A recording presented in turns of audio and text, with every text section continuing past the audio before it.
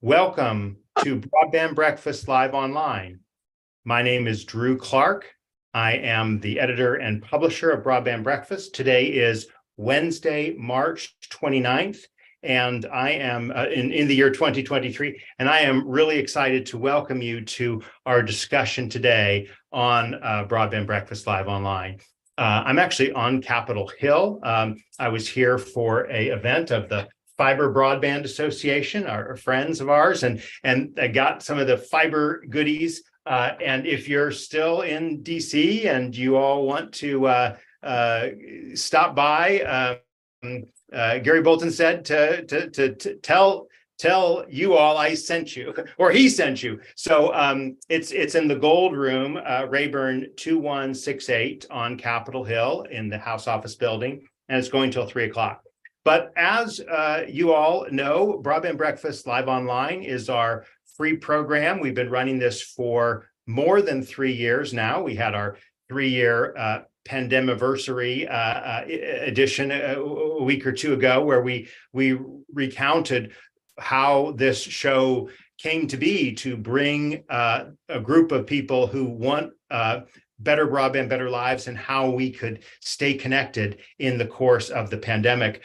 We do this show live. We don't record it, or if we do, it's a huge exception. And we do it 52 weeks a year. Now, I'm not saying we will do it on a day like a major holiday. Inauguration Day fell on Wednesday at noon, and we weren't going to counter program the presidential oath, but we are here every Wednesday at 12 noon. So feel free to set your clock by it and make it a part of your programming so that you can learn more about it. We have a couple of upcoming events posted on Broadband Breakfast. Encourage you to check those out. We have many more in the works. If you're interested in participating or have a great idea that you think, hey, you really need to cover, feel free to email us your events at breakfast.media, or me personally, Drew at breakfast.media, and share your idea, your thought for upcoming events.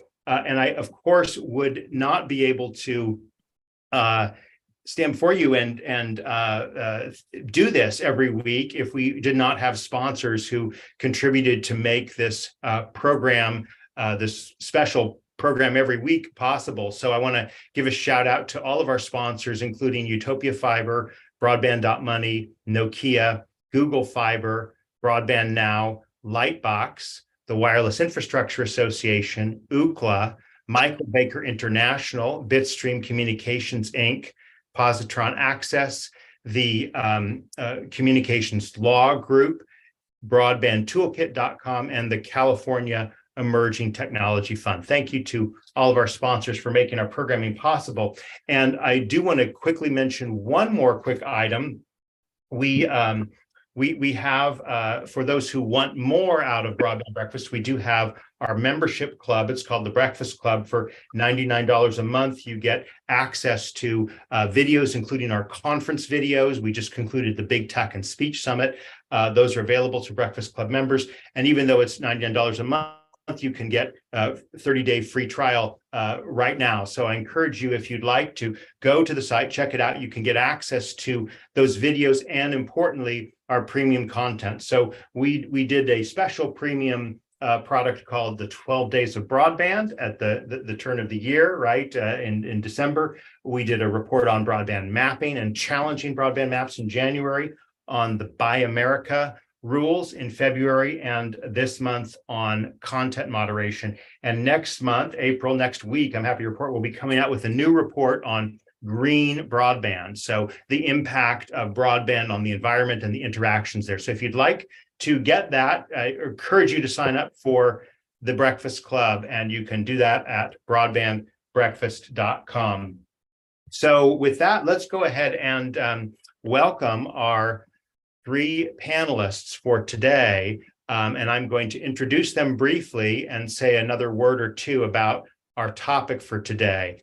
Now, we, of course, are talking about cost sharing and other compliance requirements for broadband deployment. How should state broadband offices approach cost sharing and other BEAD? Of course, that stands for the Broadband Equity, Access, and Deployment Program, the key bulk of funds under the Infrastructure Investment and Jobs Act are going through the BEAD program, and the cost sharing and other requirements. In some ways, this is really just a preview of the many issues that will need to be covered dealing with compliance, right? And there's no way we can cover them all, but we have three experts here who are going to guide us through many of those issues. And again, this is a program that's taking its time to roll out. I mean, we're now nearly a year and a half since the law was passed, nearly a year since the rules under the IIJA came out, and the map has been released. The tires are being kicked. The second version's been released, and in 3 months' time, we're going to get from the National Telecommunications Administration the numbers that state broadband offices will be receiving. So there's a lot of steps in this process, and in this discussion, we obviously have a lot of rules to follow, and we're going to be guided in our understanding of these by our three great guests. So we're going to hear first from Carol Mattey. Carol is the principal of Mattey Consulting and has more than 30 years of experience as a senior executive in the U.S. government, consulting and as a lawyer focusing on communications public policy. She was deputy chief of the Wireline Competition Bureau at the Federal Communications Commission, and she really knows the Universal Service Fund inside and out. And that is something we've heard from Carol before. Welcome back, Carol. But in addition to all that great work on USF, she founded a consulting practice, Mattey Consulting LLC, when she left the FCC in 2017, and it focuses on government funding strategy and execution, including public policy advocacy and regulatory compliance. Let me also introduce our other two guests, and then we'll go to you, Carol. Following Carol, we'll hear from Brooke Coleman. Brooke is the senior manager of the business development division of Widelity. I think I got that right. Widelity, yes. Widelity's compliance team. And Brooke's expertise lies in the federal and state grant programs, and she specializes in broadband programs created by multiple government acts, including, for example, the American Rescue Plan, which we haven't talked at all about here, and others, right? The whole process, ARP itself is kind of multiple buckets as well. So maybe Brooke will underscore that or emphasize that for us here. She has a background, as a background, she has a master's degree in instructional practice, and her perspective aids clients in accessing money they need for underserved and unserved communities. And then following Brooke, batting cleanup will be George. I asked how to pronounce your first name, but not your last name. Fuenzalida. Fuenzalida. Thank you, George. Thank you for being willing to be here. You are a managing partner of JLA Advisors, and George has more than 25 years of telecom experience in wireless and wireline telecommunications companies, also with equipment manufacturers, cable multiple system operators, and private equity companies. And prior to joining JLA, he was head of strategy and planning for Ericsson's digital services unit in North America. So very awesome. Let's turn to you, Carol. Give us your summary of some of the key issues to be aware of as we kind of start to talk about the compliance space. Sure, and thank you. I really appreciate the opportunity to join everyone and have a conversation about this. As you mentioned, obviously, I spent a significant portion of my career at the FCC overseeing the Universal Service Fund. And then after leaving the FCC, I have focused my consulting practice on helping broadband providers access funding to continue broadband deployment. And initially that, focused on the Connect America Fund. I was very active in the Rural Digital Opportunity Fund, working with Urbi Utilities. I put together a consortium of a number of electric cooperatives. We ended up with 6 winning bidders that were all authorized in the very first round of authorizations by the FCC. And I was working with them from beginning to end, both on strategy, the application process, getting their systems in order. And now that they've been authorized for more than a year, just ongoing regulatory compliance. So as I look towards BEAD, I'm bringing that perspective of how do things work in the real world and how do actual companies deal with all of these regulatory requirements. And I think one of the things we need to think about is we're basically in the first act of a 3-act play for BEAD. The NOFO last year basically set the stage, set forth the basic rules. We know sort of the basic parameters of the program, but we're going to have to get to Act 2 to actually find out the specific details of how the states are going to implement the program in their respective state. Through their respective state processes. I think it's important to realize there are certain aspects of the BEAD NOFO that are mandatory. NTI has adopted rules. You shall do this, you must do that. And, those are requirements that the states have to follow. But there are other parts of the NOFO where NTI has said, we encourage states to do this, or, states may consider that.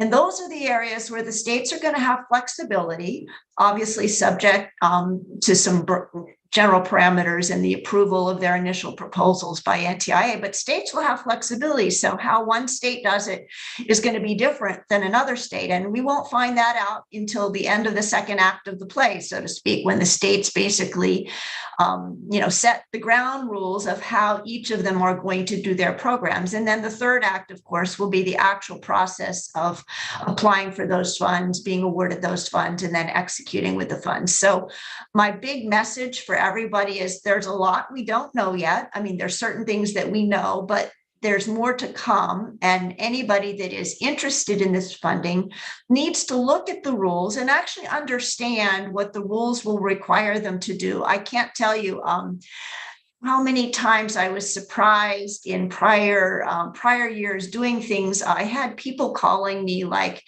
the week before the RDOF short form applications were due, saying, I want to hire you to do my short form. And I was sort of like, have you not been paying attention to this? Like, you should have been doing this months ago. But people that didn't actually understand the basic rules of what was required in RDOF.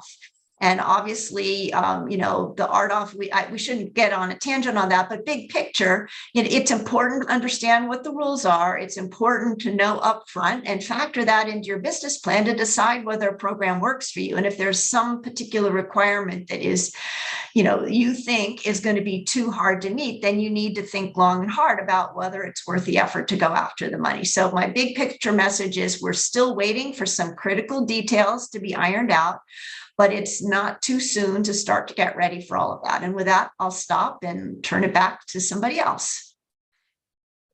Wonderful. And we'll certainly get into more details, more specifics as we move forward. Let's turn it over to you, Brooke. Tell us a little bit about Widelity and your take on the rules for the BEAD program. Yeah, absolutely. Thank you. Thank you so much, Drew. And thanks for having me here today. So I work for Widelity, and we are government funding consultants, and we've been around since the BIP and the BTOP days, assisting our clients with applying to and then obtaining government funds for their projects. So yes, we are grant writers, but we are more than just that. We are with our clients throughout the whole funding journey, ensuring that our clients stay compliant with the program rules that Carol was mentioning and actually receives the funds that they need to complete their project. So we are on track for our clients being reimbursed for over $2.5 billion by 2024 with the current government programs we're working on. And so as leader of the business development division here on Widelity's compliance team, my expertise lies in, like Drew said, the federal and the state broadband grant programs. So I have a team of researchers, and our job is to understand the rules of the programs to help our clients and potential clients determine if that grant program is a good fit for them. So this is why, I think Drew invited me here today to be able to speak about the rules of the BEAD program specifically. And, as you're preparing to apply for BEAD or any of these recent broadband grant programs, and Carol mentioned this as well, is it's important to be prepared with the rules of the program and what you'll be expected to comply with during both the application phase and then during the build phase as you're awarded grants. So with that in mind, I put together one slide just to kind of provide an overview of what are those general compliance requirements for a grant. Now, this applies to BEAD as well as ARPA or Capital Projects Fund and various sort of broadband grants that are out there. So during the application phase, and I could probably spend hours talking about each one of these different components, but just keeping it high level and brief, you're going to have to provide matching funds. The BEAD NOFO is a minimum of a 25% match. You are going to have to provide a letter of credit. According to the BEAD rules right now, it's a 25% of your grant amount. You are going to have audited financials. Your financials should be GAAP compliant. If you don't know what GAAP compliant means, talk to your CPA and start becoming GAAP compliant now. Like Carol mentioned with her experience in RDOF, you need to be prepared for these funding opportunities ahead of the game. And so these are some things that you can start working on now. You also will need to be compliant with the FCC. What that means is submitting your BDC, the broadband data collection mapping data that was required to be submitted for the BEAD maps. You were supposed to submit that a few months ago and will need to be compliant and submit that every 6 months. There will also be environmental or NEPA requirements, and you will need to have a cybersecurity plan that you submit with your application, and the NDAA restrictions on equipment use, meaning you can't have Huawei, Chinese, ZTE prohibited, equipment in your networks. And then also I have linked down here the CFR Part 200, which if you just Google it, you can come to the Federal Registrar and dig through it. It is dense. It is deep. There is a lot of information in here, but this is a general federal code of what governs grants. And that's where the state is going to have to refer back to these rules for a lot of the rules that they set up for their programs. So you can see Subpart C, there's pre-award requirements, and then Subpart D is post-award requirements.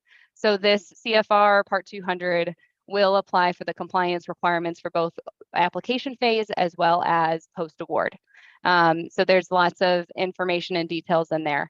Right now, the Department of Treasury is working on some guidance for what that CFR Part 200 looks like for the Capital Projects Fund. Interested to see what that will look like when that comes out.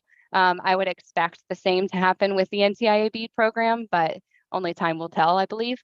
So then I know I only have 5 minutes, so quickly going to move towards to post-award compliance.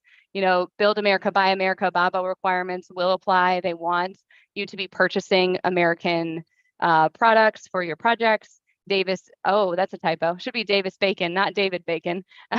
Davis-Bacon, prevailing wages and fair, strong labor practices rules will apply to participants. You will also want to participate in the FCC ACP Affordable Connectivity Program. And there will be NEPA environmental requirements during the post-award work. And you will also have at least semi-annual reporting. Like Carol said, states can have, there's some flexibility there. States might have additional reporting requirements, but at the bare minimum, there are reporting requirements out there that applicants will need to abide by. Typically, and you can refer back to the CFR Part 200, it's typically performance reports as well as financial reports. And you will have to report on every single penny that you are using your grant funds for and show them extensive documentation on that. And then finally, this isn't necessarily compliance, but just so everyone is aware, the likelihood of the BEAD funds coming out will be on a reimbursement distribution. So you'll have to pay for your equipment and your labor and your things for your project up front, and then wait to be reimbursed by the state. So just something, all of these things across the board are things that I talk to clients to all day long about being prepared for any sort of grant opportunity. So with that, I'm going to stop and hand it over to my colleague, George. I could talk about these things for hours. Well, and we really appreciate you getting into the Part 200, and I'll have more questions for you about that as we move into the round robin. But thanks for keeping it to the 5 minutes. And George, the floor is yours.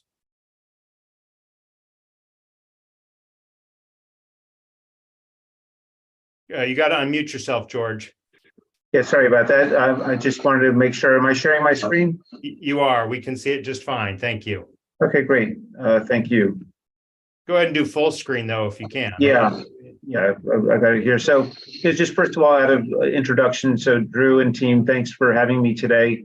George Fuenzalida with JLA Advisors. We're a boutique strategy and technology firm focused exclusively in the telecom and technology industries. On a personal basis, I've spent my entire career in and around telecom, from Bell South all the way through to a number of different consulting stops. And as Drew mentioned, also running a consulting business and other roles inside of Ericsson North America.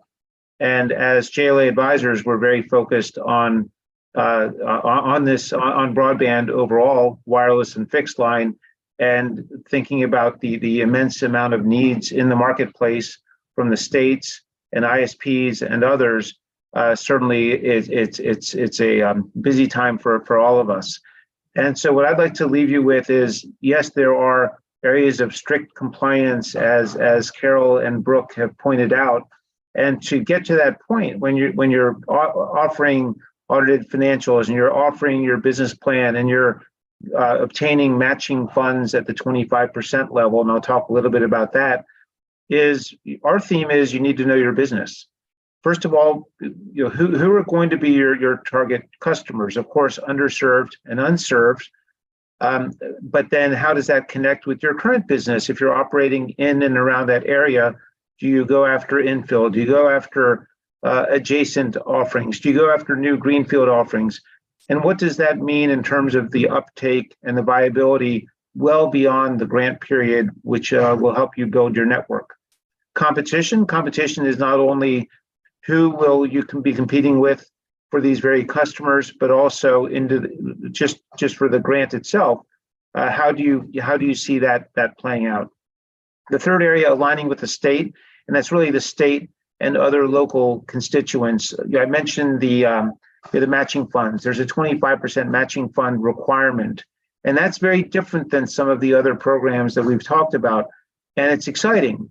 It's fairly flexible. You can match yourself if you have a balance sheet to match. That is very well received. Private equity firms are certainly getting into this and supporting folks, banks as well.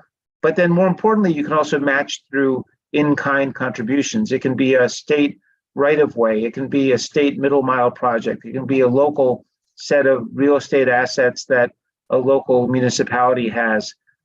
It can be other human resources as well. So that's really important to then take that hard work to put a thoughtful proposal together, because the states in the end want to get maximum use out of these assets that maybe have been underused over the period of time. And then finally, how does this all roll up into an economic plan? Part of that you'll need to submit as part of your sub-grant application, and others you'll just want to understand as you go forward, because in particular, as you're thinking about your connectivity plan for very far away customers, I think it's a wonderful opportunity for America and for our population. At the same time, you have to be very, you have to understand your business to then see how you'll support your customers over a long period of time.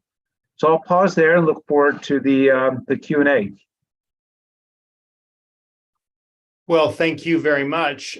So let's dive in. I want to ask about Part 200, okay? And what exactly is Part 200? I mean, I know you described it as being the rules for all federal grants. So could you just give us a little history? And then you did flag the Part C and Part D, pre-award and post-award. And then you also said that we're awaiting Treasury Department's capital projects funds rules. So that suggests that there's Part 200 rules for every project, right? So again, just give us the lowdown on Part 200, Brooke.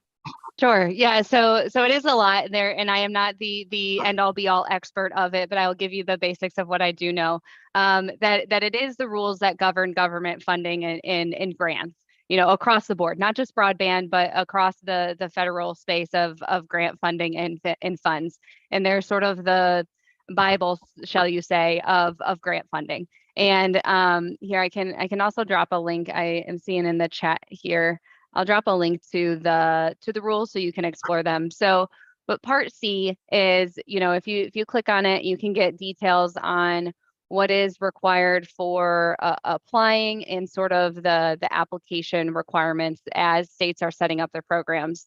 And then the other part is the post-award reporting. So there's a lot of rules that outline what the specific requirements are. Now, I mentioned Capital Projects Fund and that the Department of Treasury is coming out with guidance, because some of the rules are in, like Carol mentioned, bringing those rules to reality is challenging and not possible in some cases, at least in the broadband space. So they're coming out with guidance for capital projects funds in relation to these rules to provide a little bit more guidance to people. So yes, Drew, it is kind of like a part two of the rules that are applicable. And so because agencies do have authority to sort of interpret the rules, it's sort of like a law. It is a law. So it's, you're interpreting the law to apply to your program. So the guidance coming from capital projects is the Department of Treasury's interpretation of how to apply these laws to the capital projects program.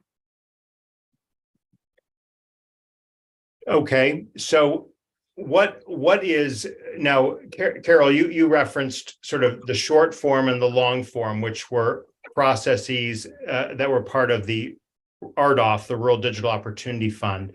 And you did say, like, we don't want to get sidetracked on RDOF because it's an extremely different program, but in terms of the compliance issues, for example, letter of credit, that was a big issue that I know a lot of small internet service providers were concerned about in the RDOF. It's again here in the BEAD program. So Carol, could you just kind of elaborate a little bit more on some of the general requirements that anyone who's applying for funds, obviously as a subgrantee in the BEAD program, would need to be aware of and focused on? Sure. I mean, obviously, Brooke did a great overview of the major requirements, and I'll just touch on a couple of them. The letter of credit, as you said, is a requirement in the RDOF program. It's an FCC requirement, and NTIA chose to adopt a similar requirement for the BEAD program. Now, I know you hear often a lot of folks say that, oh, it's impossible to get a letter of credit and banks don't issue them, et cetera, et cetera. To say, I work with smaller entities, smaller providers. I had a total of 9 winning bidders in the RDOF auction that were not large telcos, not large cable operators, but smaller competitive providers. And they all successfully got their letter of credit. Now, obviously that's anecdotal information, but at the end of the day, providers, both large and small, were successfully able to work their way through that letter of credit process. The whole concept of cost sharing, again, that's not appreciably different than any governmental program. I mean, rarely, if ever, will the government ever cover all of your costs. That obviously creates bad incentives and raises potential waste, fraud, and abuse concerns. The government always is going to expect that whoever is getting a grant is going to contribute some money towards the project. It's called skin in the game. And so whether you're awarding funds through a competitive process like an auction, or you're awarding it through a procurement process at the state level, the states will have the ability, if there is a situation where there are 2 entities that are both applying for the same geographic area, one of the principles that NTI lays out in the NOFO is that, the government should be, getting best value and, trying to award funding to those that can do it at the lowest cost. And what that means is, the entity that provides more than the minimum match would be more competitive, all other things being equal, in terms of how that application would be scored at the state level. So that's another one. Now, obviously, some of the other requirements, the Buy America one, that's a big new unknown territory. I mean, that has not been required for the types of broadband funding programs that we've seen, to date. And so that's going to be a big open question as to how that's actually going to get implemented, and will there be waivers, and, how the administration is going to deal with that is an open question. So that's just, a couple of examples. I'm trying to think if there are any other ones. That's great. Let's keep talking, but I'm going to throw in a couple more variables here. So on the Buy America provisions, obviously this is definitely a topic we could talk a lot about, and we have talked a lot about. And there was news today in terms of the Secretary of Commerce was down in North Carolina and made an announcement. I put this early in the chat. It's one of the lead stories on broadbandbreakfast.com about new kind of fiber cable production capability in America. Now, that's not the biggest issue in Buy America for broadband. It's the components, the electronic components. And this is an issue that's been raised on our Broadband Breakfast Live online programs. I'm sure we'll talk about it more in the future, but that is definitely an issue that Carol, it's good to raise, that the administration is making a lot of sounds about, not just kind of doing some kinds of blanket waivers as has been done with the BTOP program, and might or might not be done with the middle mile program, but there was at least a proposal out there. Let's get some of these questions that have been raised. And one more that we've sort of talked a little bit about is the matching funds component. And I do want to mention, I just put it in the chat, our partners at Broadband.money and the Fiber Broadband Association are doing a monthly series called Where's the Funding? And there's a link there that drills very deeply into the funding component and the matching funds component. But let me go to this question, really great question from Shelley Egg. She says, yesterday, Treasury released some proposed changes in guidance to 2 CFR Part 200, if adopted, could provide some flexibility and relief. Well, I know this is yesterday, but do any of the three of you have any insight into that announcement on that guidance? Unfortunately, I don't. I noticed that as well, and thank you, Shelley, for your comment. And that was the reference that's what I was referring to, is I knew that guidance was coming out soon, and yesterday must have been the day, and I haven't read the guidance yet, so I'm sorry I can't speak to it. But well, that is what that's what the guidance is for. It's to provide the additional flexibility for those applicants and for the program to make it be more of reality. Because if you follow them, to the T, it's a lot, and it's cumbersome, and it's a burden, and it's administrative burden. So the guidance, if it's coming from Department of Treasury, is going to provide some of that flexibility and relief. So that's good news to hear. So I'll have to check that out today. It sounds like that's guidance for the Capital Projects Fund, right? Correct. Yeah. So I think an important thing to realize is just because there's guidance for the Capital Projects Fund, there would still need to be separate guidance for BEAD. Correct. But the fact that the administration moved forward with guidance for the Capital Projects Fund, which is going on today actively all over the country, indicates that we expect there would be similar guidance for the BEAD program. So we have a question here from Georgia Cockerham. Brooke mentioned the requirements for generally accepted accounting practice, audited financials in the application. Some electric cooperatives with broadband subsidiaries produce consolidated statements. Are consolidated financials acceptable, or must the required financials be solely for the broadband entity? Any of the three of you want to take that? I can say in the RDOF context, the FCC was perfectly comfortable relying on the electric parent financial statements in terms of doing the financial due diligence. And in fact, all of my winning bidders were subsidiaries, and they were relying on the financial qualifications of their parent.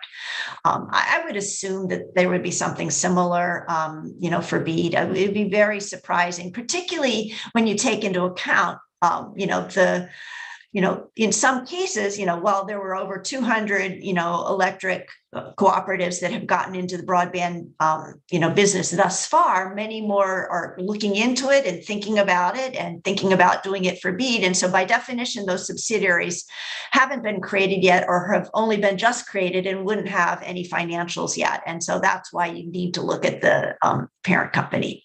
Yeah, and I'll just add, thanks for the question, and also Carol, your comments.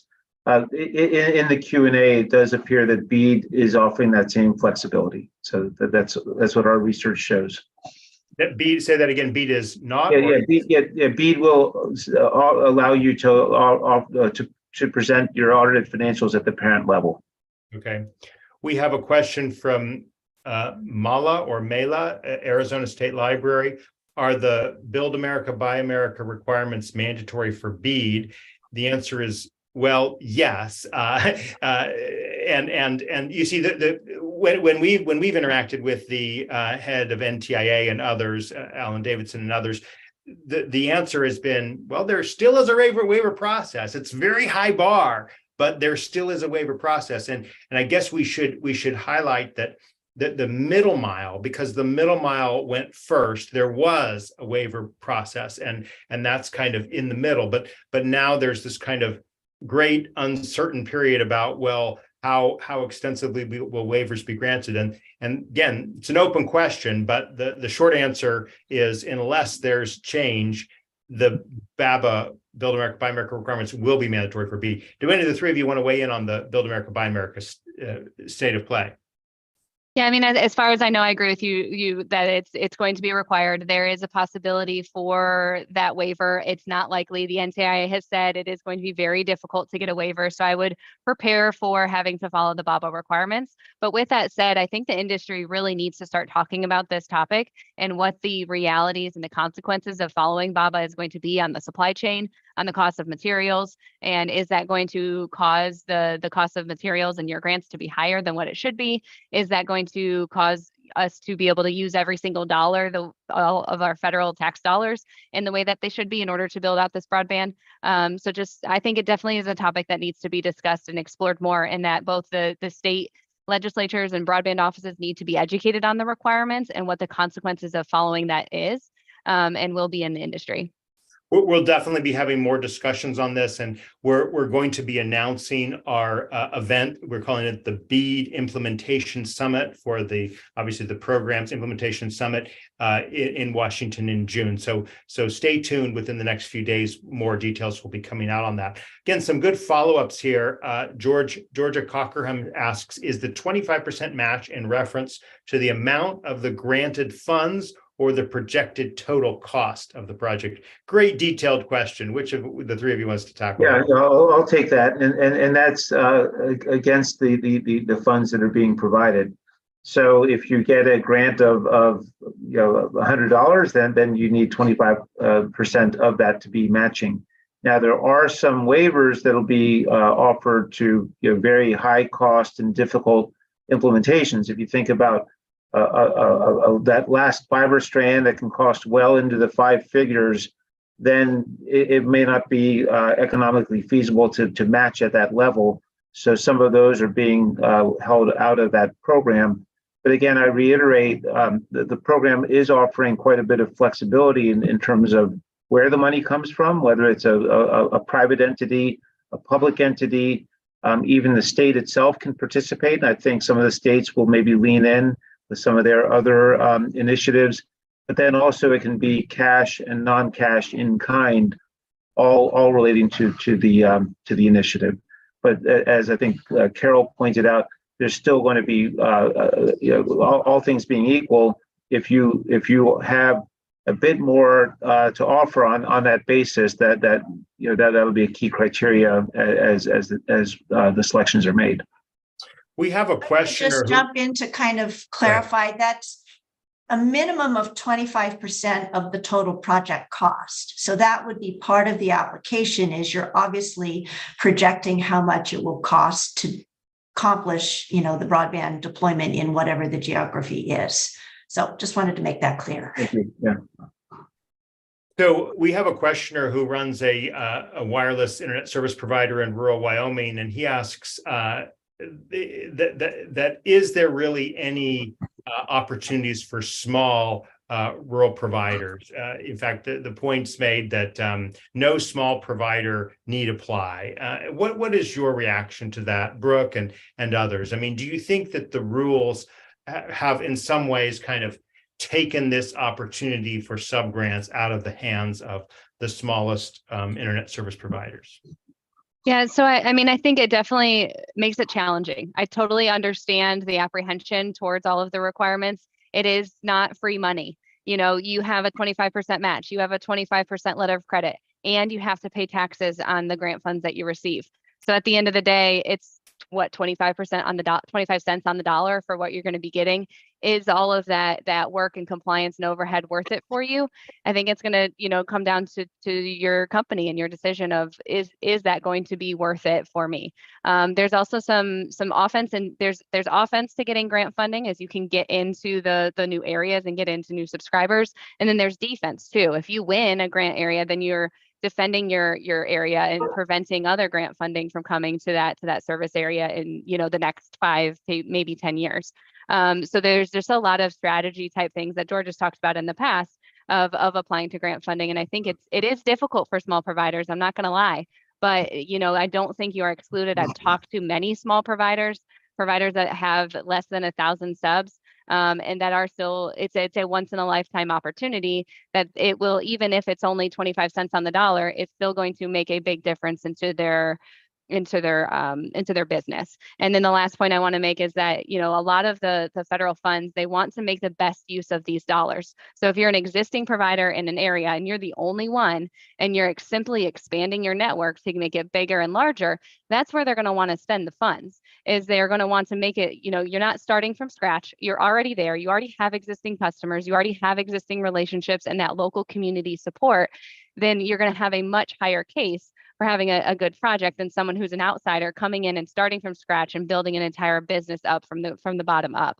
They're going to want to give those funds to existing providers, expanding their networks. It's going to be more cost effective for you just to simply expand your network and not, like I said, start from scratch. The questions keep coming. Thank you. This is great. We like to have sessions. Sometimes we have like really intense debates, and sometimes we have more informative. So Georgia Cockerham also asks, in the case of a broadband entity owned by an electric cooperative, can the matching funds come from borrowed funds? Do any of you want to take that question? Yeah, but my understanding is that the answer is yes. That you can get investment from equity, from debt, other means, and it can absolutely help provide for that match. The only thing that I would add as a caution is to make sure where are those borrowed funds coming from? If they're coming from another federal program or another state program, just be careful what program that's coming from. For BEAD, you can use ARPA funds as matching funds, but historically that has never been the case where you can use other federal funds as matching funds. So I would just, like George totally answered the question. I just want to caution this person to know where those borrowed funds come from, and you want to make sure that you aren't double dipping in terms of federal funding. And we haven't really talked about this on our list, but it occurs to me, Carol, you've talked a little bit about RDOF, and of course, before RDOF, there was Connected America Fund Round 2. What kind of audits have been done of those programs and how effective they were at, just literally getting the grants to the places that they were committed for? Carol, do you have any thoughts on that? Sure. The FCC, for both the Connect America Fund and the RDOF, has annual reporting requirements for the recipients. The recipients are required to report the actual locations that they have deployed in the prior year, providing both the geocodes and the address and what service is available at the particular location. And they also are required to do what's known as speed and latency testing. So those are the audit forms that are being used at, in those programs. And I can say, having been through that process with several of my clients that have received RDOF funding and already have gone through sort of the first round, it is detailed and searching. I mean, in the FCC's case, the programs are administered day to day by USAC. USAC actually requires documentation showing that fiber was extended, and we've got we would be submitting network maps showing which node serves which particular locations, and date stamps and maps and so forth. To actually document that yes, the construction had been completed and the area was open for service as of a given date. Now, whether the states will adopt that kind of reporting requirement is one of the big unknowns. And that's one of the things that people ask me. Are they going to require, detailed location deployment reporting like the FCC does? And we don't know that yet. Some states may and other states may not. And so that's, we're going to have to wait and see on that one. Got a couple follow-ups here from Mala or Mela. I apologize for not knowing which way it's pronounced. For BEAD, you can or cannot use ARPA. I think that was a yes, you can, with a caution. But what about, can E-rate reimbursements be a match? Do either any of you want to take that? Recollection is that the Universal Service Fund cannot be used as a match. Yeah, I would say no as well. No. Yeah, the NTIA has specified 4 programs that can be used for a match, and they're sort of the recent funding programs. talked about ARPA, the Consolidated Appropriations Act of 2021, the CARES Act, and then the very first COVID Relief Act. So unless there's an E-rate piece to one of those, then the answer would be no. E-rate is part yeah. of the Universal Service Fund. Yep. Thank you. We have an anonymous question from someone referring to subsidies not be used to overbuild another provider. And maybe I should put that in scare quotes, overbuild, right? Because, I just, I think it's important to always say overbuilding is competition, right? It's building a network when maybe when overbuilding a low quality network with the high quality network. Anyway, can subsidies be used to build another network where a lesser quality network already exists? And the questioner is asking whether this is the case on tribal lands. So we did have a discussion on tribal broadband a few weeks back. I'm sure we'll have more in the near future, but do any of the three of you want to address this question about building networks where there already exists one, and also any quirks on tribal land broadband? I think I'll take a stab at the first half of that section. Is, it's going to come down to the maps. It's going to come down to the data and what the current service of that area is. If that current service area is less than 100/20, then it's going to be eligible for grant funding. If that area is considered served, also 120 or higher, and it's marked on the FCC broadband fabric data map, then that area will not be open for grant funding. It's really going to come down to that address level data that's going to be on the FCC maps. Now, just to clarify, Brooke, and we have talked about this a lot, although it's been a few months, the unserved requirement is 25/3. The Correct. Underserved is 100/200. So were you referring to B just now when you said we can kind of build over places that only have 25/3? Yeah, so the way BEAD is going to work is first priority is going to be anything that is unserved below 25/3. That's first priority. Second priority, if all of that is done, second priority for the states is then going to be any areas that are below 100/20, and then serving those areas. And then third priority, I believe, is the community anchor institutions and providing them with a gig. So it's sort of the priority levels of the BEAD program. But also, I think it's important to also know that NTI has made clear that they are not necessarily requiring the states to deploy the funds in 3 tranches as described. In other words, if a state presents a plan that, they're basically certifying that they're going to be able to get all of their 25 unserved areas, the places lacking 25/3 served, funding can be provided temporarily in conjunction in the same time frame to also cover areas that are lacking 100/20. So depending on how that's implemented at the state level, some states, as we all know, and I think this is one of the things that's become so abundantly clear, you cannot engineer a network just to serve a specific set of locations without running through other areas nearby. I mean, it's not possible. It's not economically efficient. It's just, in order to serve those 25/3, by definition, you're probably going to have some form of backhaul going through an adjacent area that may be lacking 100/20. And so in the process of serving the 25/3, yes, you're running plant through that adjacent territory to get to your nearest point of interconnection. That's just the way it works. So it's not going to be cut and dried. And if you look at the map, the world does not come out in neat little checkerboard squares. It's all sorts of amoebas and everything else in terms of which areas are going to be deemed underserved and which areas are unserved.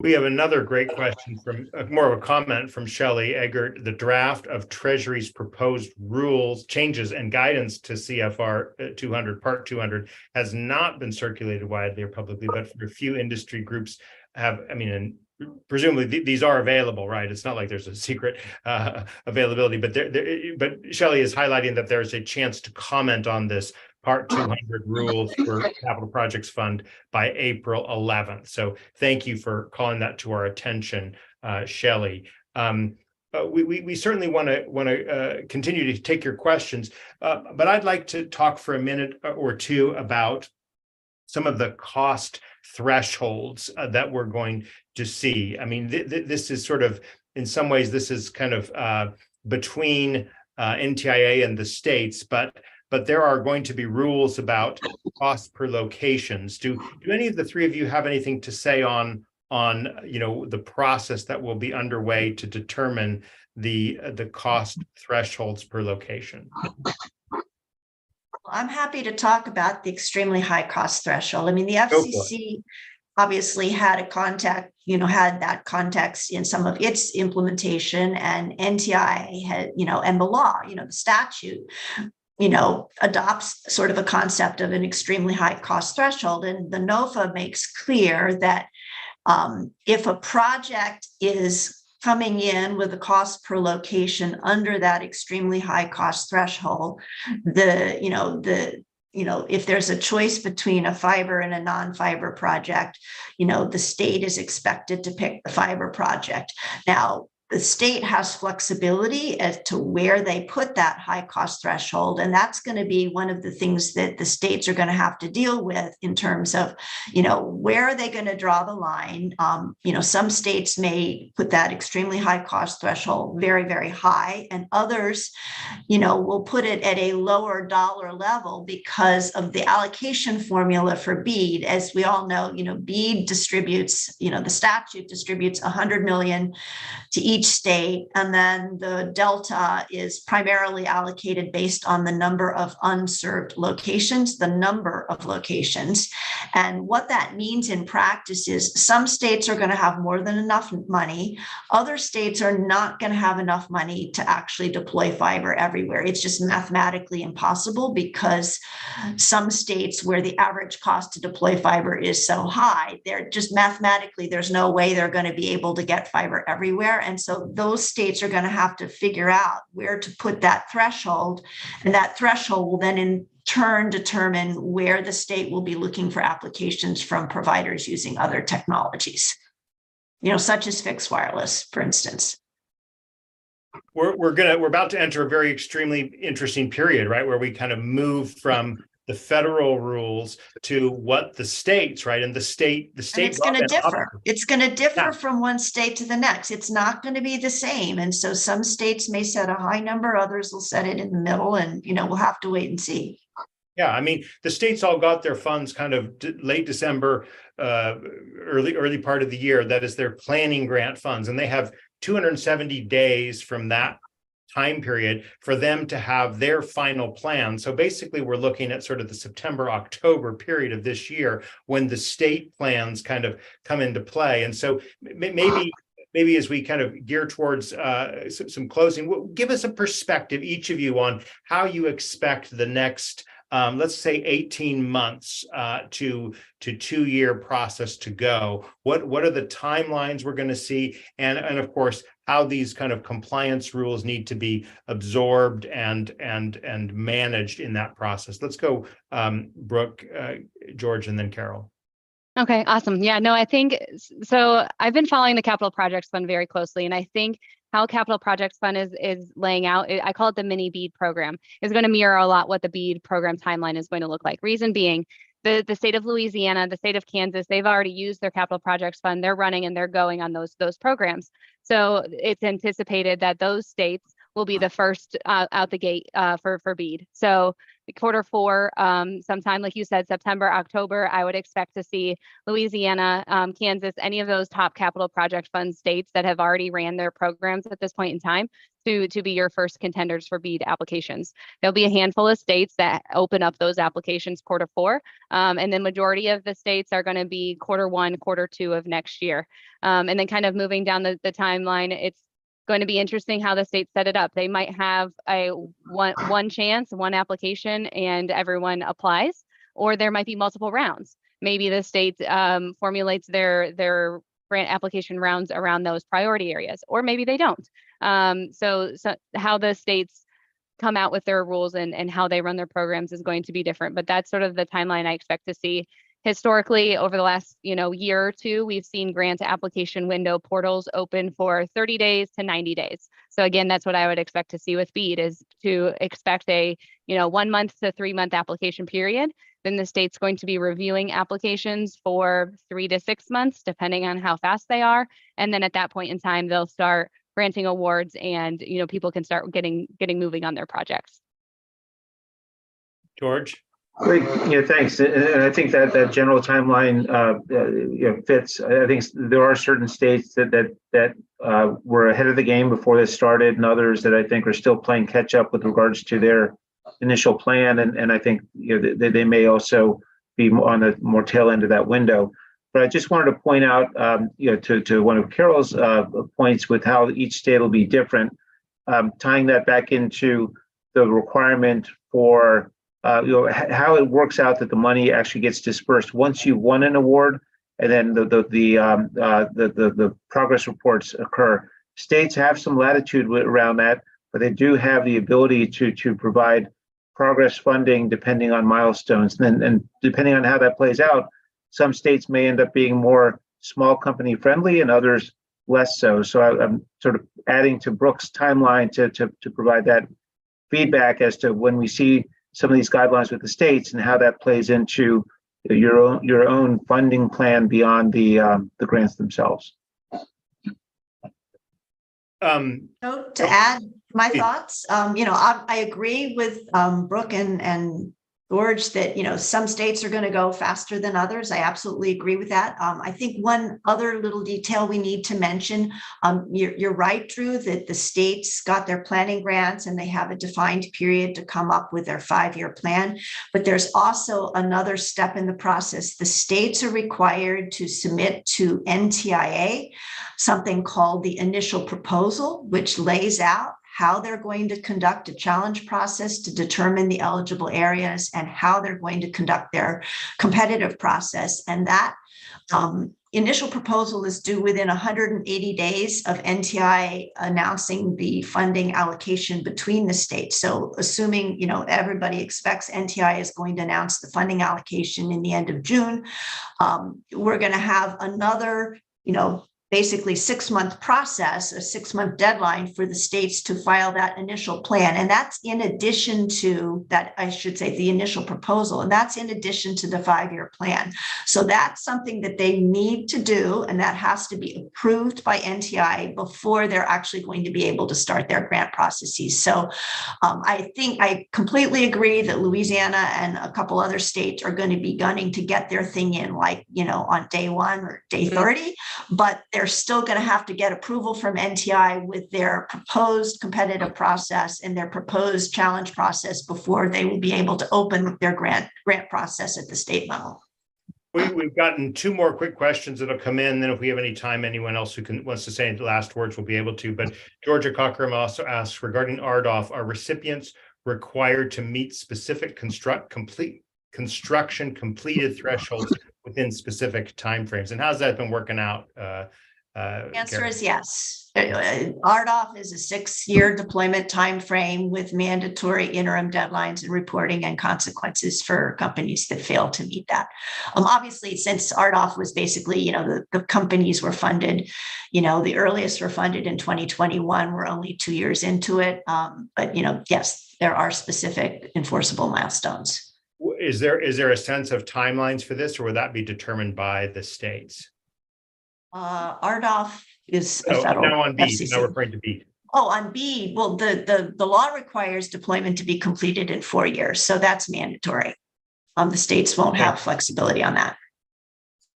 Jason I Green think with asks, an opportunity for a 1-year extension, I believe. okay. Jason Green asks, Colorado's Capital Projects Fund timeline is more accelerated. It opens up in June of this year. Compliance is not as stringent as BEAD. Maybe Brooke, do you want to add any quick comment on some of the differences between Capital Projects Fund and what we've been talking about here, mostly on BEAD? Yeah, I mean, they're 2 separate programs. They're governed by 2 separate federal agencies. Capital Projects Fund has to follow Department of Treasury rules, and they have a specific timeline and build out period for those funds, and they have to be used, I want to say, by the, I don't want to speak wrong, it's either the end of 26 or the end of 28. I'm getting my programs confused. I think it's the end of 26. So there's a very quick push for capital projects funds to get out the door right now and start getting those projects rolling. And then, like Carol mentioned, and I appreciate you outlining that timeline as well for the dates and the requirements for the states. BEAD is a little bit more stringent with its rules, and there are different programs. They're both broadband infrastructure. They're both for last mile and potentially middle mile projects, but they do just have different rules, and they're operating under different timelines. Well, wonderful. Our hour has come and ended. We are, unless Carol, you have anything else you'd like to add? We were going to, before we thank our guests, remind you that next Wednesday, April 5th, we'll be talking about digital equity plans and hear state broadband leaders talk about how they're approaching this digital equity planning process. On behalf of our great guests, Brooke Coleman, Carol Mattey, and George Fuenzalida, thank you so much for being with us. I'm Drew Clark. Thank you. And we will see you next Wednesday at 12 noon for Broadband Breakfast Live Online. Take care, everybody.